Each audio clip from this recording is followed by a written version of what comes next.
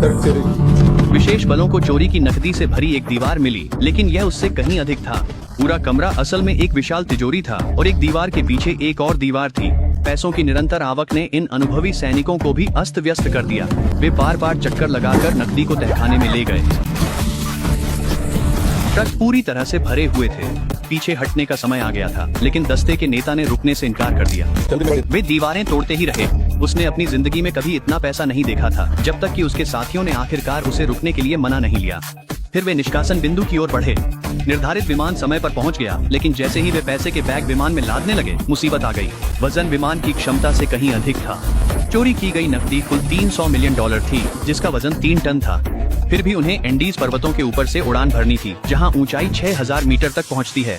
फिर भी कोई भी मिशन छोड़ने को तैयार नहीं था, इसलिए उन्होंने जोखिम उठाने का फैसला किया और 3 टन नकदी के साथ उड़ान भर ली।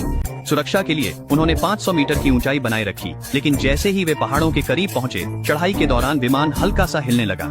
विमान पर दबाव और बढ़ता गया। फिर भी उन्हें महासागर के दूसरी ओर पहुंचने और अपना मिशन पूरा करने के लिए सबसे ऊंची चोटियों को पार करना था। जैसे ही विमान अपनी अधिकतम ऊंचाई सीमा पर पहुंचा, कंपन और भी तेज हो गया। इंजन से अजीब अजीब आवाजें आने लगीं।